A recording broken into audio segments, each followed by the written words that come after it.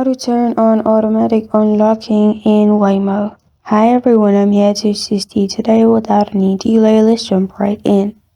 The automatic unlocking in Waymo is possible when you do it from the app and when the car arrives, as you can see, unlocking the car.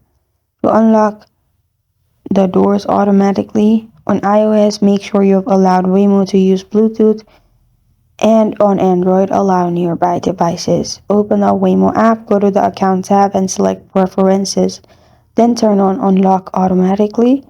And once you are near, the car will unlock automatically. Once the setting is turned on, the car will unlock as you approach it. When you are ready to go, tap Start Ride and don't forget to buckle up.